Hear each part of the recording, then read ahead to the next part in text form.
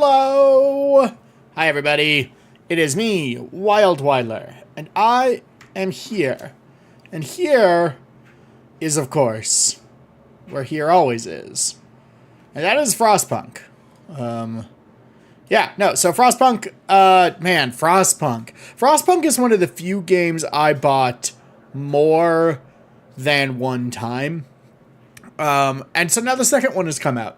And if you're a regular watcher of my vlog, you'll know that I was worried this game would be bad because Frostpunk is so perfectly executed that it would be easy to ruin it with a sequel. You know how, like, the 5th season of Arrested Development absolutely ruined the whole series in just a very real way? I haven't watched any Arrested Development since I watched the 5th season. I'm not saying the 4th season was great, but I am saying the 5th season ruined it. And I was worried that Frostpunk 2 was going to do that because it's like, what could they add? What could they make different that keeps your attention, that isn't just Frostpunk 1 again, but doesn't ruin Frostpunk 1? And boy, did they deliver. It is brilliant. Today's stream is going to be the opening scenario of the campaign. This serves both as a tutorial and an intro to the story of Frostpunk 2. Now, one of the things I very much like so far about Frostpunk 2 is that, crucially, what was I going to say? Oh, it doesn't require you to have played Frostpunk 1. They kind of gloss over the story of Frostpunk 1 in that, yes, it's New London again, but all you know is, like, we're 30 years in the future, and once upon a time, a whole bunch of people did a lot of stuff so we could be here today. And that's the best way to do it. There's the perfect amount of references without being burdened by people who haven't played Frostpunk. Yes, Troopers 655, Frostpunk! Also, Frostpunk 2 is on Games Pass. Yo, what's up? Beerzam. I am gonna press any key to continue because let's do this thing. So we're gonna hit, look how far I am into the game on my save. We're gonna hit story, and we're gonna go, I guess not like, whoa, I have 2 more chapters to go. I've learned some stuff. But we're going to do the prologue. So,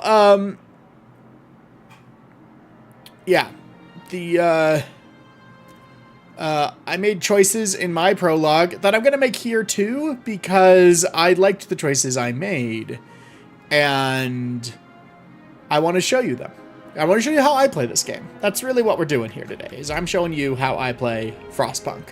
So, the prologue. In 1887, shortly after the eruption of Krakatoa, but that might not be the reason, the world froze to death. Civilization crumbled. The failing British Empire built generators to support cities, of evacuees, cities that would become the last on Earth. Whether huddled by a generator or out in the open Frostland, those that survived were shaped by the ordeal. 30 years later, all became very different people. So, let's do it. New story. We're gonna play on the officer preset. Because why not? Because I'm not that good. There's enough has changed in Frostpunk 2 to where it's good to not overburden yourself, even if you've mastered Frostpunk 1, like I sort of have. So, let us begin.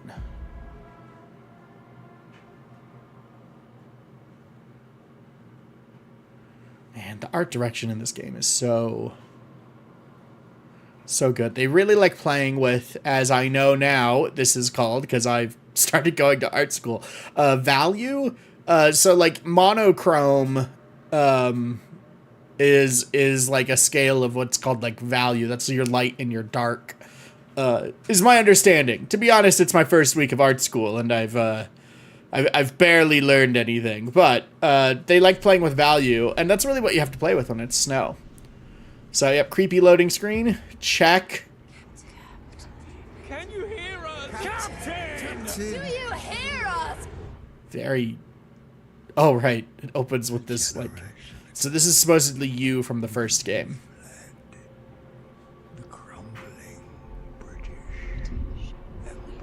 And this is all the story you get. And I like that choice. Because the idea is that we're far enough away that a whole new generation has shown up. I don't know why he's naked. Well, actually, no, I do know why. It's because this is all like a symbolic thing.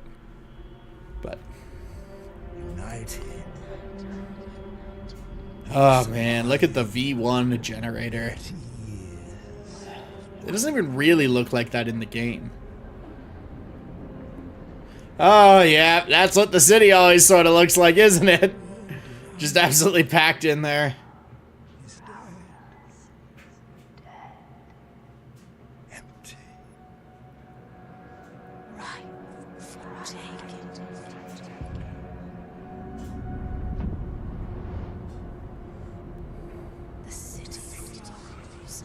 Yes. Merely surviving is not enough. We have to expand. After all, it's us. Airships played a big part of the first game. And I will honestly say thus far they don't play a big part in this game. I imagine they're going to come back. You wouldn't put it in the opening scene, but I'm in chapter 3 and I haven't done a lot with airships.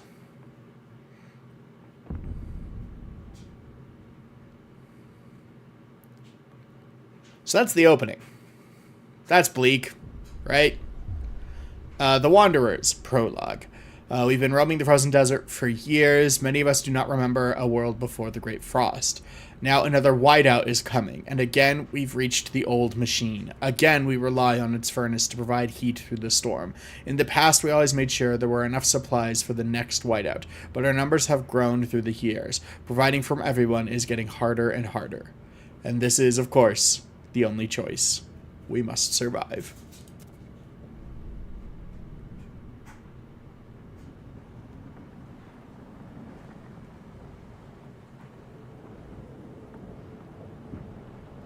Oh boy, look at that. Get some stuff. We got some stuff here. We got a land dreadnought, which was really just my favorite thing sort of thematically about the first game. And then, oh man, that title card. That just hits. That hits. It hits and it hits good. Okay, we have to fight the cold. The old dreadnought the old dreadnought remains in pieces under layers of snow, but the scattered wagons still have resources inside. First, we must break the ice to reach one of the oil wagons and construct an extraction district to use it. We can turn on the dreadnought. Then we can turn on the dreadnought's furnace to heat us. We will restart the furnace. I do like how all of the buttons are only one thing. Like it's just you simply must survive. You simply must restart the furnace. Okay. Frostbreak to an oil wagon and construct an extraction district. Turn on furnace. Okay. So, one of the cool things that they changed immediately is the ground is frozen and hard. So you have to break it. Like, you have to break it. Trooper 655, I don't have a usual stream time. Unfortunately, my life is too chaotic, but as of right now, this tends to be the current time. I would definitely be opening to streaming on, say, like, weekends. I used to stream on what would be my Saturday morning on weekends, or sometimes my Sunday morning on weekends, and I would definitely bring that back, but just right now, this is a good time that worked for me this week. Although I will keep the idea, like, in mind for future weeks of, like, sort of alternating between Thursday nights and maybe sometime on the weekend. I have no strict tie to this. It just so happens that I'm in my house all by myself on this Thursday night, and I knew that on Monday when I made my vlog where I announced that I would be streaming. So, ooh. What are you painting? What are you painting? Oh, I've paused the game again. So frostbreaking requires a resource called scraps. They're the currency used by the nomads. So we do need to be careful that we don't, like, burn down our scraps too much. Can I not frost break? Let me frost break. Oh, there it goes. Okay. I'm gonna start, while that's working, I'm gonna start building out towards this oil deposit. Because that is probably gonna be nice to have. Also, there's some food over here that we can pick up along the way. Boop. No, I didn't quite make it. But we can keep breaking. Oh, no, we can't. Well, we can break around this food. Enough to build the food district. There we go. Here, let's just break up a lot of frost. Let's spend some money to make some food. There we go. There we go. Hopefully that's not put me in an immediately bad situation where I've overspent my scraps. Prosciutto birds. Finishing the first one today. 6 more to do. This, have a good night. Thank you very much. No, I was hoping early. Okay. Anyways, Sam, this is a resource management game. Fundamentally, this is very much 100% just a resource management game. It's also a city builder, but it's a city builder entirely aesthetically. It is, at its heart, a resource management game. So, manage the resources, we shall. And the key to Frostpunk, the big key to Frostpunk, and what will always sort of, like, be the, big sort of thing is, what am I trying to say? If you're not doing something, you're not doing it right. Like, you should always be trying to burn down your resources over here that you use to build stuff faster than your resources over here are building down. Like, it's definitely an exercise in always running forward. So, like, right now, we have minus 20 heat because our furnace is not turned on. The Dreadnought, the Land Dreadnought has a furnace. We can see it here. There's no smoke coming out of it, so there is that. But we're building the extraction district to extract on that node. The people are cold. The people also don't have shelter. So we can see here that this thing, as a district, provides shelter, 10 shelter units, whatever that may be, and 20 heat units. So we are going to want... they're going to want a shelter. Can I build that right now? Yeah, let's build that. Oh, I have to build... Right, districts are 6. I was like, why isn't it building? And then, can I still break land? Cool. Let's break some land over there. So I'm building a housing district over here because I am experiencing homelessness. We don't have any food. We're gonna need some food. Which is why I broke ground over there. Oh man, look at that. Slowly coming up. There's my extraction district. Can we build? Can we afford to build a food district? No. That costs 60 scraps. I don't have any scraps. Oil. As the thick black liquid oozes through the pipes, our people rejoice. The carcass of this old machine is a testament to the hardships that made us. But more importantly, it is our haven in the storm. It has allowed us to weather many whiteouts, and it will do so again. We have oil we can turn on the furnace. And thus, we turn on the generator. So we are gaining more oil than we are burning. Provide basic infrastructure. Yeah, I see. I don't need to read that. I don't need to tell you because that's the tutorial. I need to build some housing districts. I've sort of already got a little bit of a head start on this. Mainly because I wanted to get the early frost breaking out of the way, you know, just sort of start expanding around. Oh, we can't build a housing district yet. Come on, up, there we go, it ticked.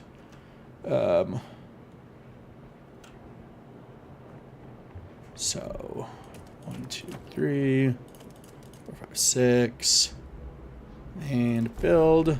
So, we'll get that built. Frostbreak to a construction wagon and build an extraction district to provide prefabs. How many do I need? I need 30 scrap. Where are my prefabs? What's this? Is that prefab? No, that's materials? Maybe that is prefabs. I don't see... Oh yeah, that is a prefab. I understand symbology. That's me.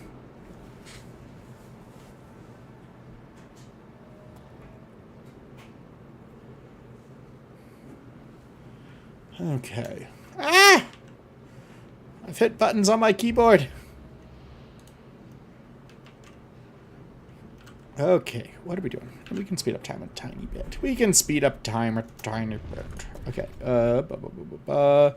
We have not actually frost broken out to the prefabs, but I think we can, in one frost breaking, get both oil and prefabs. And that's what you want. That's the goal, is to make the most of your grabbing.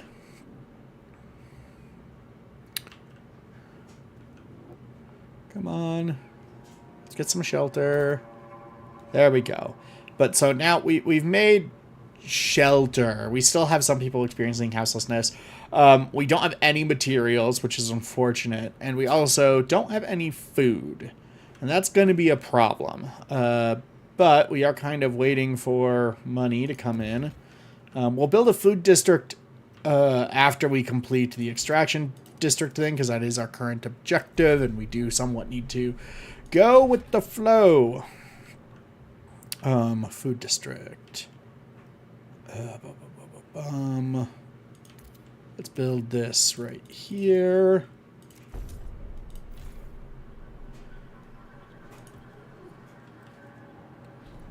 Oh, here's the storm. There it is. There it is. That's how long we have. And the tutorial is just ticking along. It will let us fail, which I like. Gain access to food. Yep. I've already started that. Yeah, but so, like I said, the real thing is resources. You gotta be managing them. Our next thing is we need more materials. I don't know how to get materials. Is there a... The problem is I don't see like materials. There's prefabs. What's that? Oh, that has materials. Okay, wait. Prepare for the whiteout. Now we have to stockpile as much food. Produce more food than our... Okay, so we need more food. We need materials, and we need now more oil because the new districts take more heat.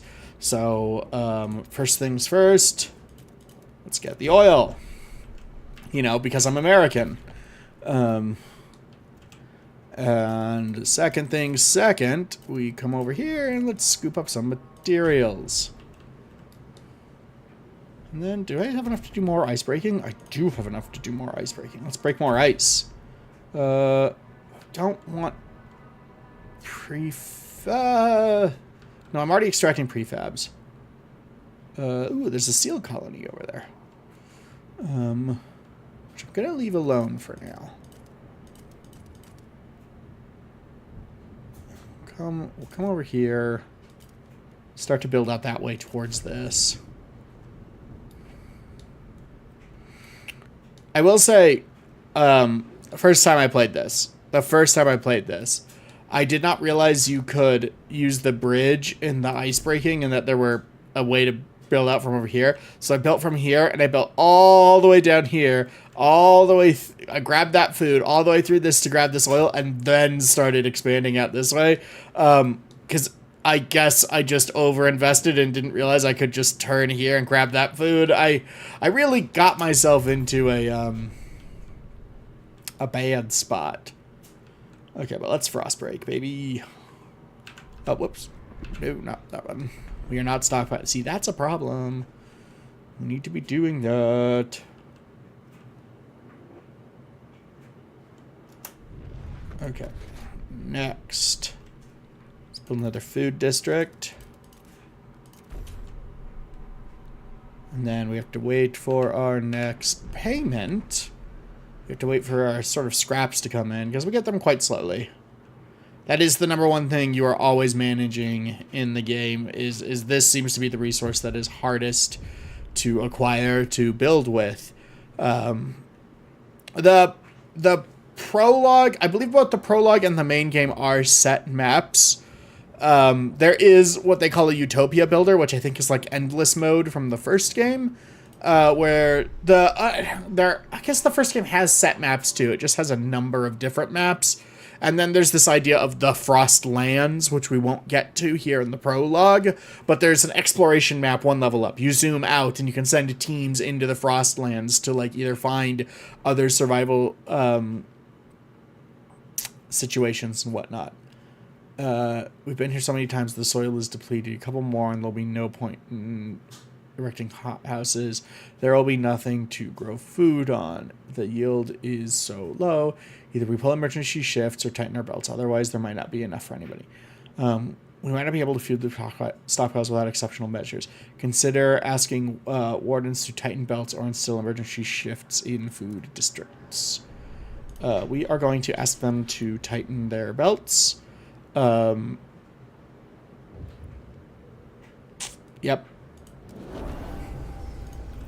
Because that is a little bit easier than other stuff sometimes. Okay, wait. Okay, so what's going on now? Squalor. Each day the wind grows fiercer relentlessly, beats against our buildings, weakening our structures. Gust by gust, without raw materials to repair the damage. The more we build, the more materials we need. This is the world we know. If I promise, I can... this is the, like, faith and trust bar. If it gets down to nothing, they kill you. Or expel you. I think they expel you naked into the Frostland, which, you know, kills you. So we need more materials. That is for sure. So let's build ourselves an extraction district on the materials. And then let's find more materials. What's this? Are you materials? Come on. Come on. They've been patching this game like crazy. And I'm not sure that's always working out for them, to be entirely honest. Okay, cool. We are now officially stockpiling food. Which is good. Can I... Okay, why are we... disease minor. Increased by cold, hunger, squalor. Hey. Tighten belts. Yep, I did that. Shelter scarcity. I could... Okay. I feel like I need to build another housing district to settle this, like, 5 things. But we'll ride it out.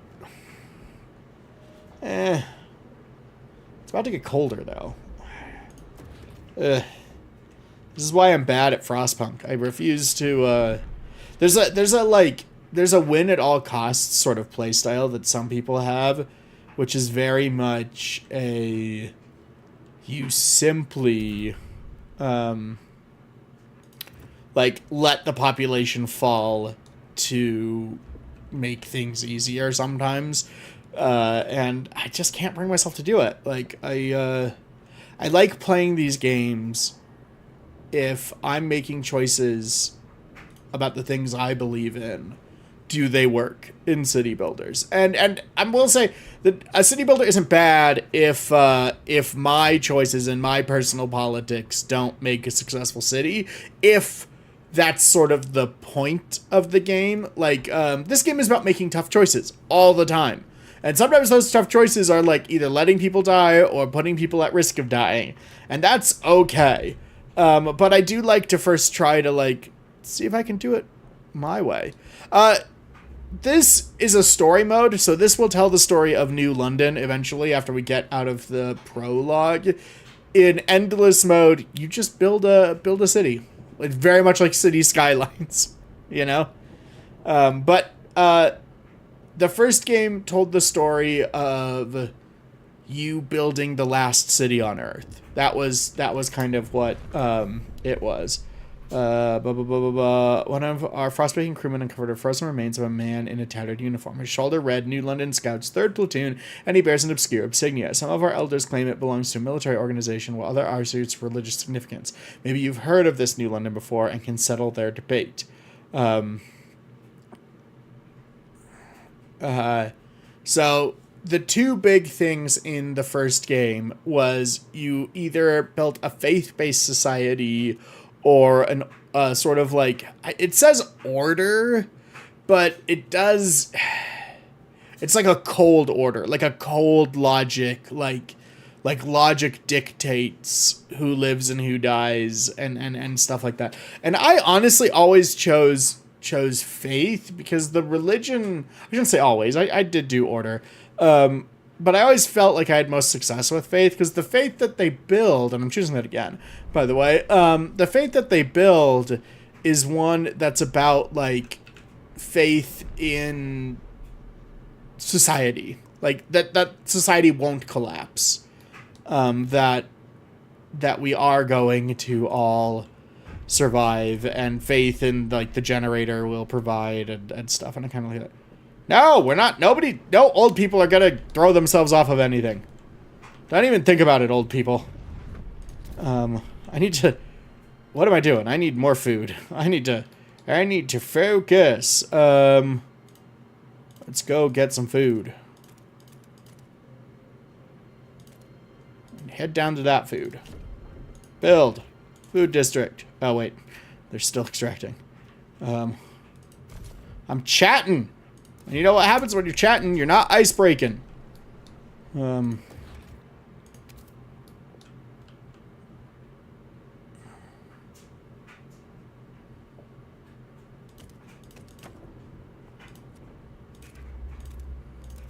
There we go. Build another housing district because this number bothers me.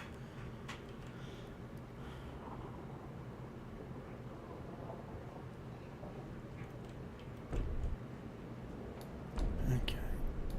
And then... why can't we break more frost? We don't have enough people. Well, that's fine. So what happened to this place? Speculating based off of the story of the first game. So the way the story works is I'm gonna pause. The way the story works is in 1886, 85, meteorologists realized that like a forever winter is coming. A freeze is coming. And so the British Empire spent a lot of engineering knowledge building what end up getting called land dreadnoughts. And that's one of these things. And it is a huge like ice crawler device. In fact, if you hop over elsewhere on YouTube right now, which is the riskiest thing I've said on stream, and you just Google like Frostpunk opening cinematic, it'll sort of tell you the story and also feature like some of these giant land dreadnoughts in them. And in the land dreadnoughts is everything you need, like the main generator of a city. You can kind of see its shape a little laid down right here. To like power like a steam generator that powers and heats a whole city. And the idea is these would go out to places and then set up, and then refugee cities would be built around them to survive the freeze. And that is fundamentally the story of the first Frostpunk game. And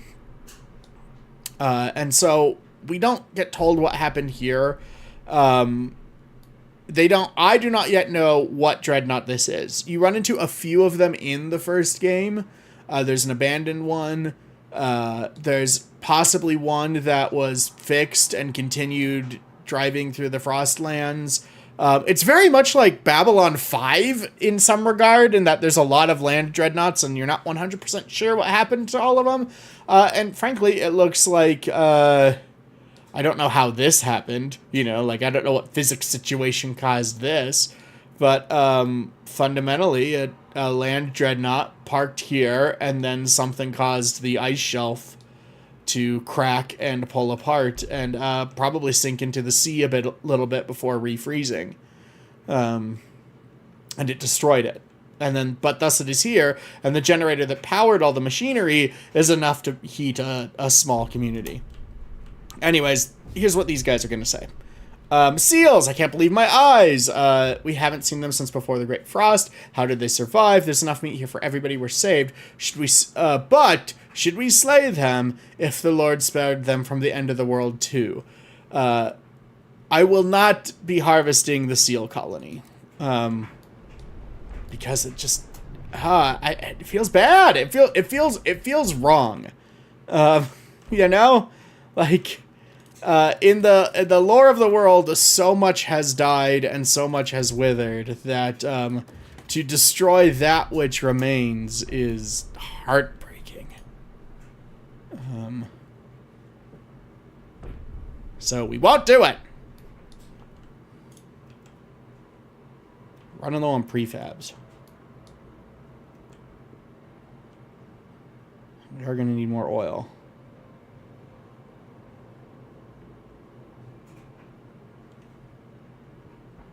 Do I have enough coupons to... No, I do not have enough coupons to Frostbreak.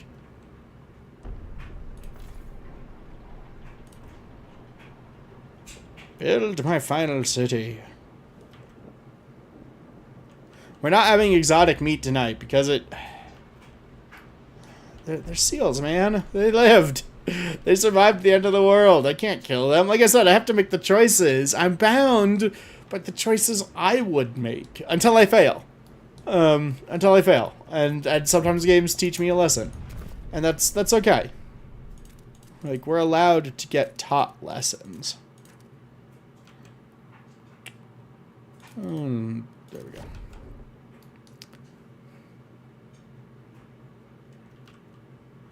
Oh my gosh! That would be brilliant! Oh, I just had, I had yes, snow puppies is a brilliant idea, but I just had the absolute, mind-melting thought of, like snow sled chariots pulled by, SEAL teams, So that way at the big race, you got your SEAL Team 1 and your SEAL Team 2, 3, 4, and then of course SEAL Team 6. So there is that, right? Oh man, okay, we are running low on oil. That's okay. That's okay, because we'll disassemble this. I don't know what we're gonna do. Not housing. What do I need for food? I need more workers. But I think I am done frost breaking. Disassemble.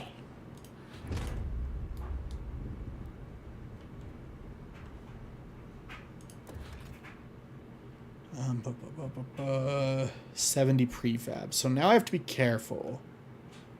140. See, so I need to build the extraction district first. Or I guess I would. Okay, yeah. Or it's or I'll run out of prefabs, and that would be bad. Oh no! More heat. I'm not gonna make it. I need more food, baby.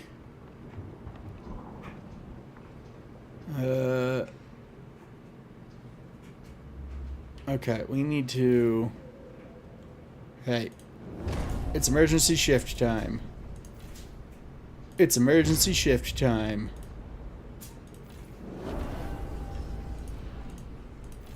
So that just makes them work more. Disease increases, which is a metric that I am keeping down by making sure everybody has a house and a safe place to rest. But it's just notable that it's not great. We're gonna do a lot of emergency shifts.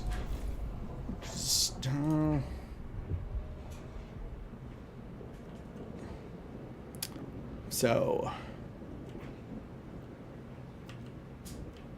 give me more prefabs. Good, I have enough to build another food district. Food, glorious food. What are we doing? A lack of prefabs. We don't have enough prefabs. Might be prefabs left in one of the construction wagons. Yeah, no, I know. I see. I already built it. It's happening. I didn't build myself into a corner. I tried.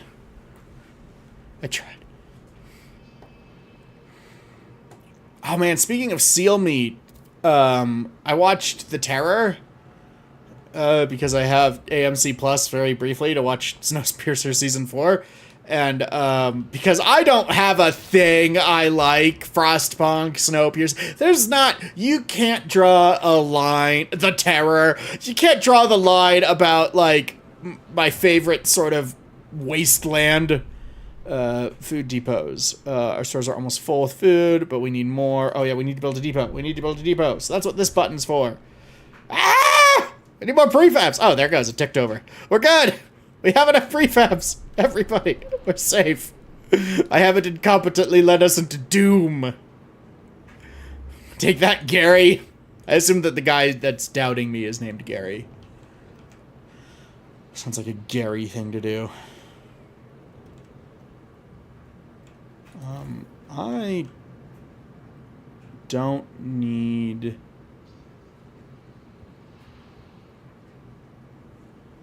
I don't need you running right now. So I won't have you running. What do I need? I need more food. That is what I need.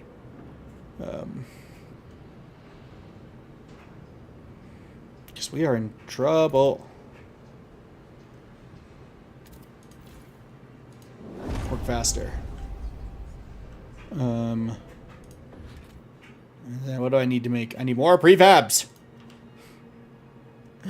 Get me prefabs faster.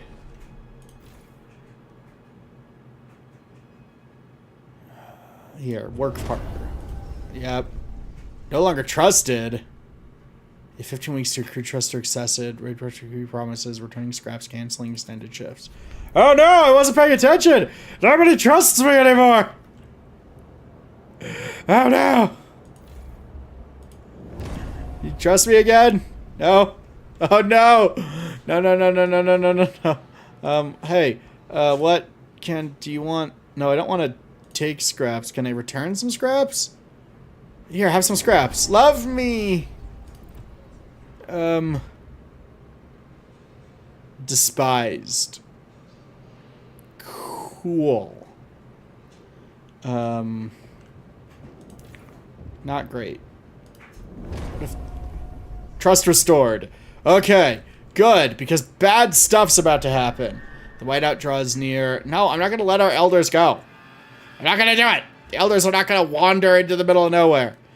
Basically, elders are volunteering to, like, leave and wander into the cold. And I shall not let that happen. Although, could really use those prefabs right about now.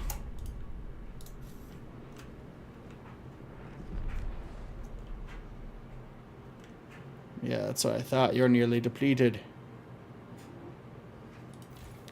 How long are you going to last? 40 weeks? Well, we have less than 40 weeks.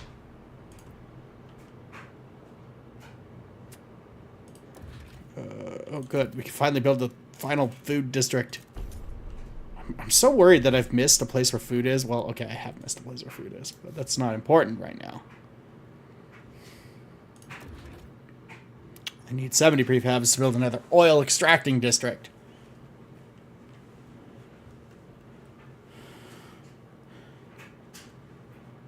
I mean, Greg, you're not wrong. You're terrible, but you're not wrong. How's this for our work on field? Yes, I'll fix the heat issue as soon as I finish fixing the food issue. This is the game. This is the game. This is gonna sound like a pun, but the game is a big snowball. The game is just one big ass snowball. And it is your job to not get crushed by it. And boy, will it, like, relentlessly crush you. Deadly cold. Due to cold, some of our people have frozen to death. Well, who's freezing to death?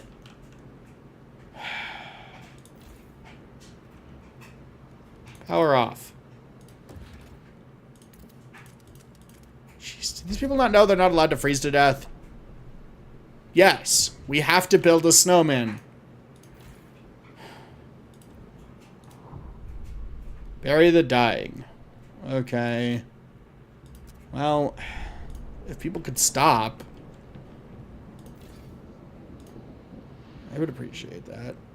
Can I turn on overdrive? I'm sure that's fine. I'm sure turning on overdrive's fine. Tons of bad stuff definitely always happened in the first game when you did that.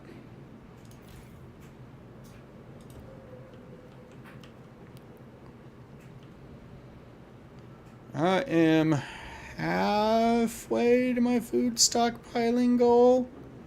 The stockpile will be filled in 4 weeks, but I need a new... Oh no! Oh no! I need more prefabs! Okay, wait a minute. 15... Okay. Okay, I have a dumb idea. Demolish this. Because that... Oh, I wasn't paying attention. Gives me 53 prefabs. And then... Yes, I would have more than 80. And I'm done building. So yeah, we'll just live or we will die. You know, as one does. Is my heat at least diminishing? Everybody is warm. Thank God. Because if you excuse me, I now need to burn my trust a little bit by making you work more emergency shifts. Work those shifts, boys!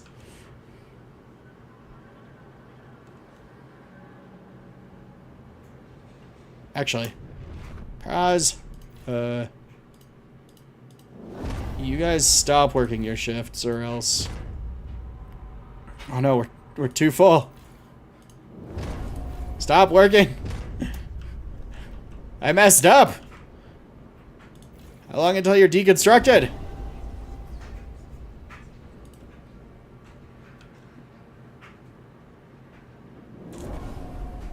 Okay, come on. Deconstruct faster. I need to build my food storage.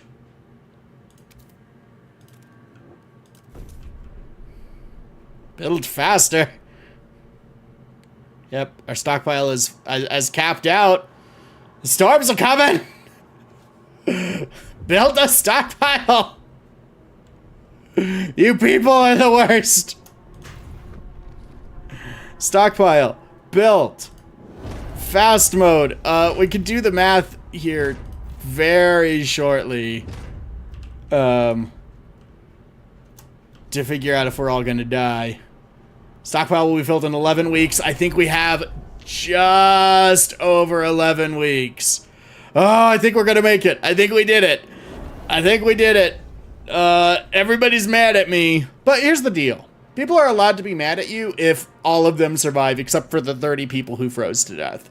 You know. That's the important thing. Oh no, this food district ran out of food. That's not ideal. Are we still gonna meet our deadline? Stockpile will be filled in 11 weeks. Okay.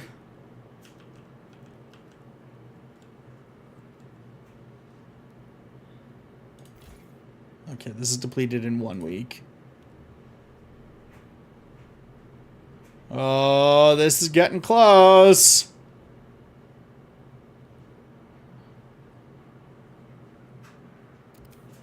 No! No! Okay. What have we learned? We've learned something really important here today. And that is, I spent a lot of time explaining when I could have been building. Oh no! Are we gonna die?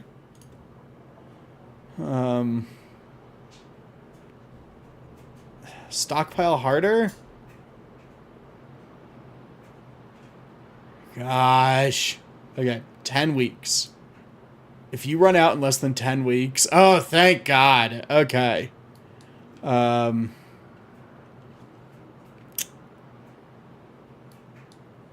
How long is this? I don't want to see the tutorial. I just want to know if that's in the middle there. If the bar is over here somewhere, I might just have... Oh no, the generator's overheating! Ah!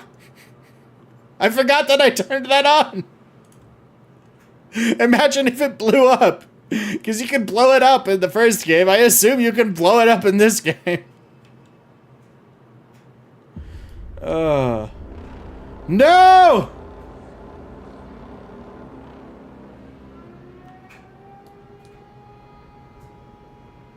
Stock your piles, jerks. Oh, the stockpile will last for 700 some odd weeks. Did I survive? Is that close enough? Did I win? Yes, Greg. Just chaos and starvations. No! Oh, no!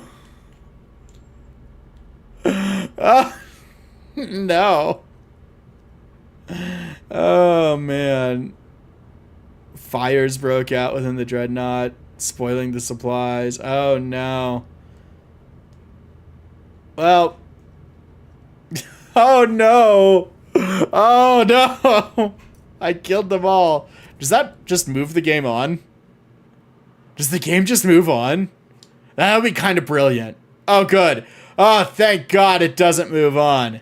And forces you to, like, learn how to do that. I got through that a little bit faster than I thought I would. So I'm going to open up my save, not to play the game.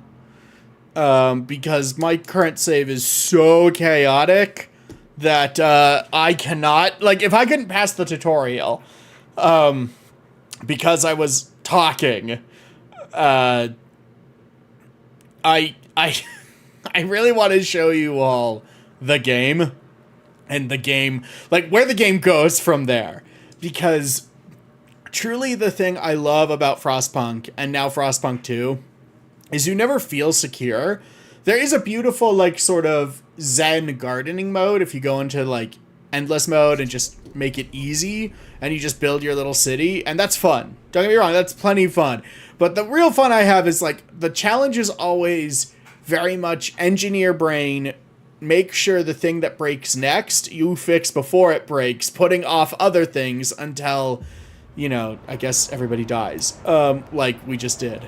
But, so this is New London. The first game takes place nearly entirely within this crater, which in this game they're calling Central, and you build individual buildings, unlike before when you saw I was building like districts and then they would have a whole bunch of buildings. So this currently is my New London. It's got problems, but it's doing okay. We need to find more food. But in the main story, oh yeah, this is a lot of stuff, but also this exists too. So from the prologue, you go over to here, but then this place becomes sort of like an outpost. But yeah, we were just here. You just saw all of this. So that does continue. There is a continuity, which is something I really liked. My guess is this scenario was sort of the what in game development we call a vertical slice. You know, it's a complete everything, all the features of the game. And then this is the Frostland. And oh boy, is there a lot of it. You can't zoom in on all of these. There are like more abstract representations of stuff. But like, as you can see, I have different outposts and whatnot. My tiny upset, if I can draw your attention here, is in Jonah's Whale Town. We are harvesting whales for their sweet, sweet food, but crucially not their clean, burning whale oil, which I just feel like would be important in this setting. You know, we need a clean alternative source of energy. And that, my friends, is sweet, sweet whale oil. The cleanest burning of oils, you know. So ask your congressman to approve whale oil, I suppose. That's important. But yeah, no, this is the wild, insane game. Look at all this stuff on the side. I got tons more things going on. There's a whole new resource. I got 2 other resources over here. I have a population that's just absolutely out of control. That is the #1 point of stress for me right now in Frostpunk 2, is this little bar up at the top.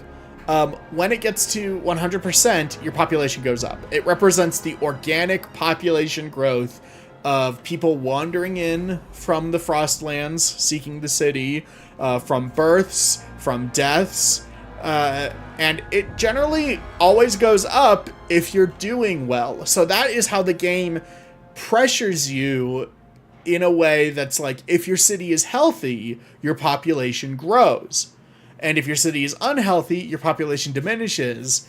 And so if you're doing well, it's always just turning up the difficulty a little bit. And I really like that. And so this is me saying, now that I'm 550 weeks into Frostpunk 2, if you liked the first Frostpunk, if you liked the first Frostpunk, you will like Frostpunk 2. I would ask that you honestly trust me on that one. It's way more complicated, but it is the exact same kind of fun. And if you haven't played Frostpunk, I mean, honestly, you could start here. The first one is probably cheaper now. I bought it twice. So, well, did I buy it twice? I own it on a number of different things. But both, is Frostpunk... let me check. Let me check for you all. You can't see this, but I'm opening up Game Pass to see if Frostpunk is still on Game Pass or just Frostpunk 2.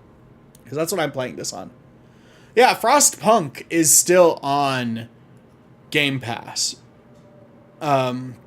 So, like, if you have Game Pass, play them both.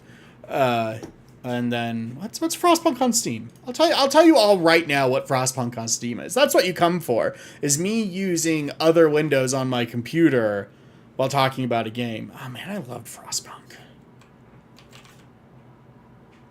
Frostpunk, oh, it's $30. Jeez. That's crazy because the second game is $45. And not that $30 is a lot for a game. I just would have expected it to be like $14.99 right now. Yeah, and then one last thing I want to share, because I did what I intended to do in this stream, and therefore, like, there's not a lot left. Oh man, let's see if we can find it. Jeez.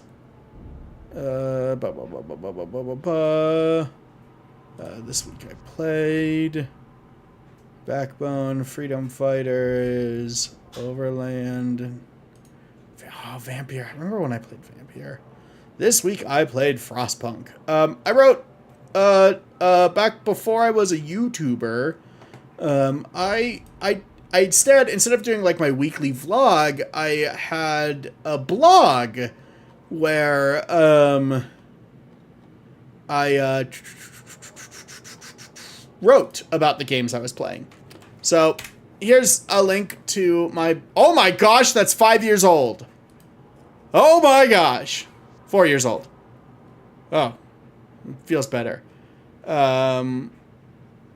Anyways, at the time, Frostpunk was on sale for $11.99, just so you know. So it does go on sale. Yeah, so feel free to read that if you want more of my thoughts on Frostpunk and how I survived the first storm. In any case, I'm done. I'm out. Wild is leaving. We died. I can't believe I died. That's embarrassing. But thank you all so much for watching. I'm going to go get a drink of water. Have a good evening. Bye-bye.